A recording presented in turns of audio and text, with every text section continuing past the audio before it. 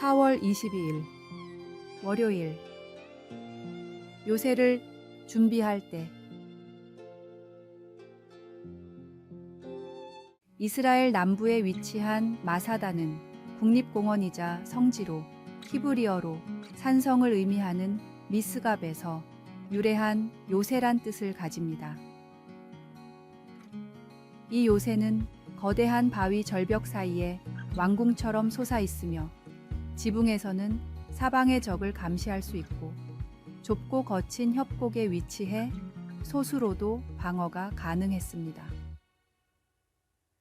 로마가 이스라엘을 공격했을 때 마사다는 최후의 저항군이 몸을 숨기고 로마군의 포위에도 불구하고 2년 이상 버틸 수 있었던 곳입니다. 이 요새는 로마군의 침입 40여 년 전 이스라엘이 평온한 시기에 지어졌습니다.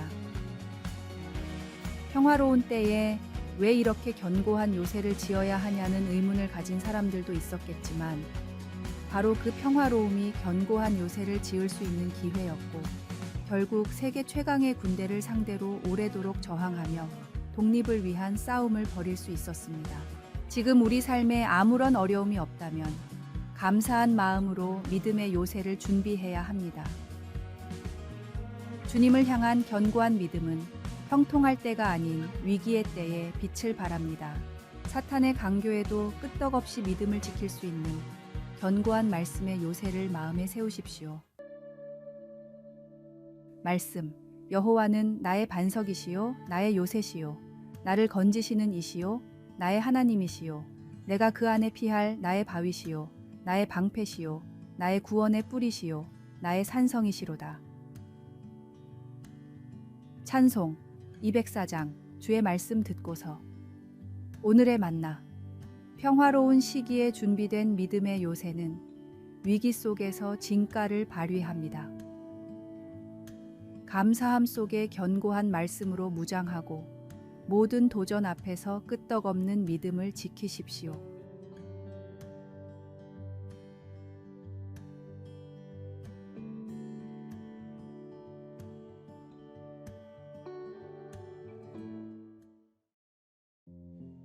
(4월 23일) 화요일.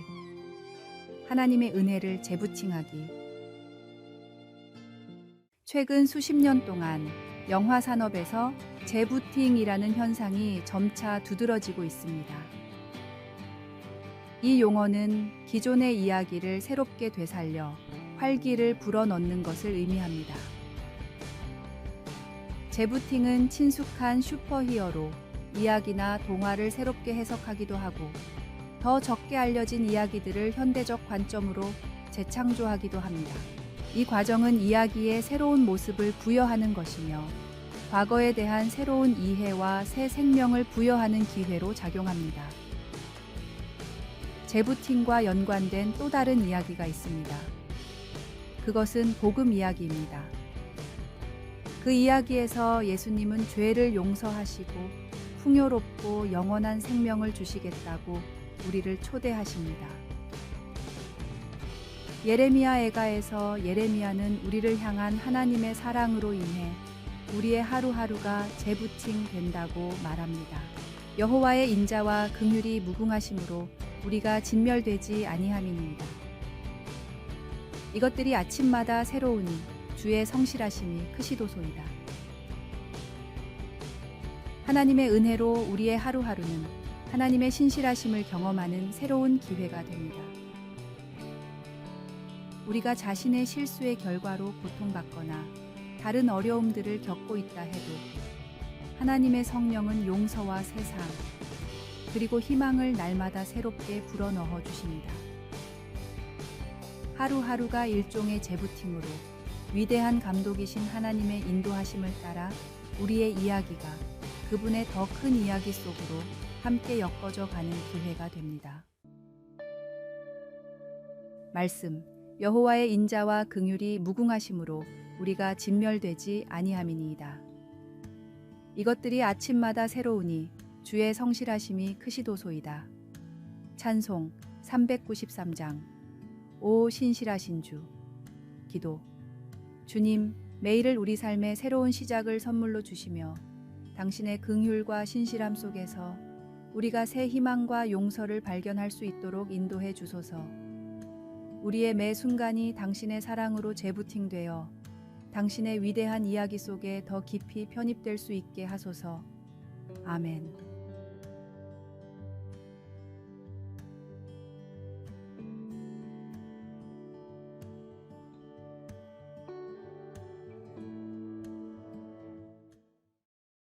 (4월 24일) 수요일.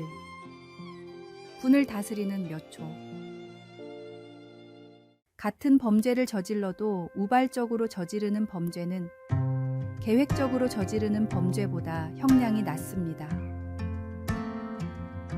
생각해보면 홧김의 분을 참지 못하고 죄를 저지르는 사람이 참 많습니다. 분노의 감정은 그만큼 강렬합니다. 분노를 잘 다스리기 위해서는 어떻게 해야 할까요? 일본의 분노관리협회는 아무리 화가 나더라도 6초만 참으라고 권고하고 있습니다. 분노는 뇌의 전두엽에서 촉발되는 감정인데 보통 화가 났구나라고 느끼는데 6초가 걸리기 때문입니다. 6초가 지나면 이성이 작동하면서 화가 난 이유와 합리적인 해결책이 떠오른다고 합니다. 서울 백병원 분노관리센터에서는 15초를 기다리라고 권고했습니다. 분노의 감정을 느끼고 사그라들기까지 평균적으로 걸리는 시간입니다. 분노 때문에 한 번의 기분 나쁜 일을 겪으면 15번의 좋은 일을 겪어야 상쇄될 정도로 분노의 영향은 오래 갑니다. 되도록 자기 자신에게도 다른 사람에게도 화가 날 일은 하지 않는 것이 가장 좋을 것입니다.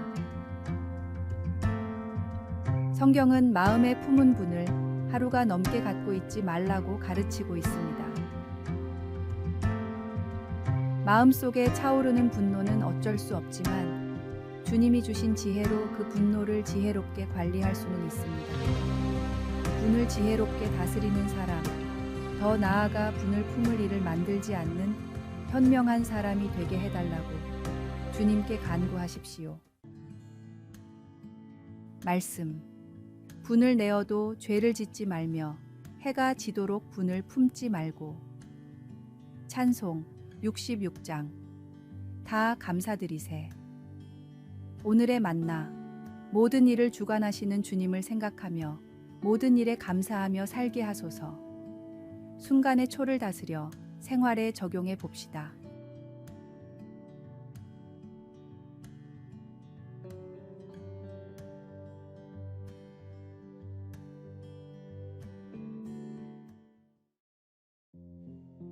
(4월 25일) 목요일.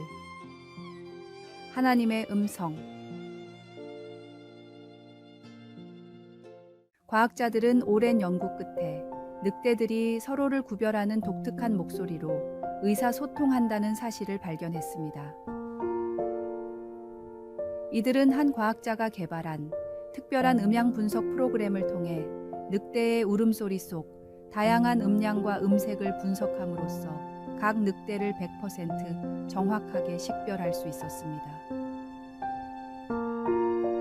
성경에서는 하나님이 사랑하는 창조물에 각기 다른 목소리를 인식하시는 여러 사례를 제시합니다. 예를 들어 하나님은 모세의 이름을 부르시며 그에게 직접 말씀하셨고, 시편의 다윗은 자신이 하나님께 부르짖을 때 하나님께서 성산에서 응답하신다고 선포했습니다. 바울 사도는 하나님의 백성이 그분의 음성을 듣는 것이 얼마나 중요한지 강조했습니다. 에베소 교회의 장로들과 이별하며 바울은 성령의 강권에 따라 예루살렘으로 가겠다고 결심했고, 거짓 선생들이 교회 안에서 나타날 것을 경고하며 장로들에게 하나님의 진리를 깨어 분별하도록 당부했습니다.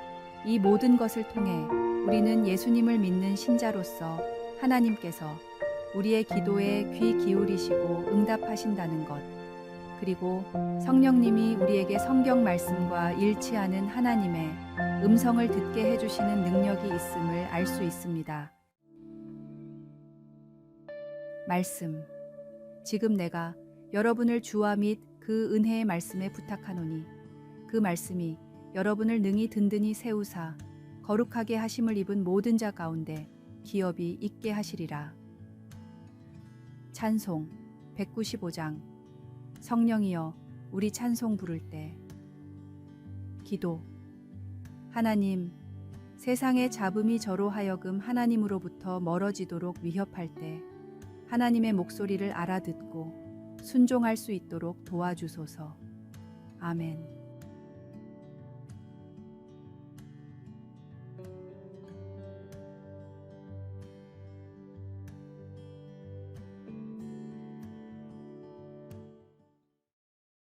(4월 26일) 금요일. 진짜 건강의 비결. 토끼 효과라는 학설이 있습니다. 미국 조지아 공과대학교의 네렘 교수는 토끼들에게 고지방 사료를 먹이면서 콜레스테롤 수치를 측정하는 연구를 하고 있었습니다. 그런데 일부 토끼들의 혈관이 매우 건강했습니다. 토끼들은 실험실에 갇혀 운동도 할 수 없었고 모두 같은 양의 사료를 먹고 있었습니다. 때문에 과학적으로는 혈관이 건강할 수 없는 상태였습니다. 실험에 문제가 있다고 판단해 면밀하게 과정을 검토하던 네렘 교수는 놀라운 사실을 발견했습니다. 고지방 사료를 먹으면서도 혈관이 건강한 토끼들은 연구원들이 이름을 붙여 소중히 돌본 토끼들이었습니다. 같은 환경, 같은 사료였음에도 사람과 관계를 맺은 토끼들은 매우 건강했습니다. 네렘 교수는 아마 사람에게도 이와 비슷한 상호작용이 존재할 것이라고 예측했습니다. 추후 진행된 연구에서 75세 이상 노인의 가장 큰 사망 원인은 대인관계의 부재로 밝혀졌습니다. 토끼처럼 사람도 다른 사람과 건강한 관계를 맺지 않고서는 건강하게 살아갈 수 없었습니다. 하나님은 사람을 혼자서 살 수 없게 창조하셨습니다. 하나님을 만나는 것이 가장 중요한 일이지만 주님 안에서 형제 자매들과의 경건한 교제도 하나님이 기뻐 받으시는 예배입니다. 하나님이 허락하신 관계 안에서 아름다운 교제를 나누십시오. 말씀. 그것은 얻는 자에게 생명이 되며 그의 온 육체의 건강이 됨이니라. 찬송 221장. 주 믿는 형제들. 오늘의 만나. 주님, 주변의 모든 사람과 좋은 관계를 맺게 하소서. 따뜻한 말과 행동으로 상대방을 배려하는 삶을 삽시다.